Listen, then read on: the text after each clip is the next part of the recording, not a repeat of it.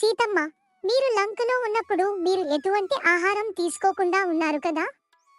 మరి మీకు ఆకలి వేయలేదా? వానరమా, నన్ను రావణుడు లంకకు తీసుకెళ్ళాక నేను రామనామాన్ని మాత్రమే జపించాను. కాని నేను ఏమీ తినకపోవడం చూసి బ్రహ్మదేవుడు బాధపడ్డాడు.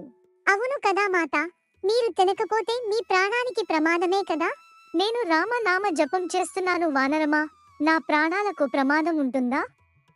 అయినా కూడా బ్రహ్మదేవుడు భయపడి ఒక దివ్యమైన ఆహారం నా కోసం ఇంద్రదేవుడితో పంపించాడు. మరి ఇంద్రదేవుడు మీ వద్దకు వచ్చాడా మాత? వచ్చారు వానరమా, కానీ నేను ఆయన్ని గుర్తుపట్టలేదు. ఆయన మాయారూపంలో వచ్చిన రావణుడేమో అని భయపడ్డాను.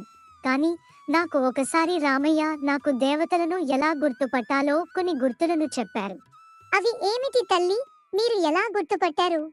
ఇంద్రదేవుడు ఒక్కసారి కూడా కనురెప్పలు కొట్టలేదు. ఆయన పాదాలు నేలకు తాకలేదు. అలా నేను గుర్తుపట్టి ఆ ఆహారాన్ని తీసుకున్నాను. అది తీసుకున్నాక నేను లంకలో ఉన్న నీ రోజులు ఎటువంటి ఆహారం తీసుకోకుండా రామనామ జపాన్ని మాత్రమే జపిస్తూ ఉన్నాను.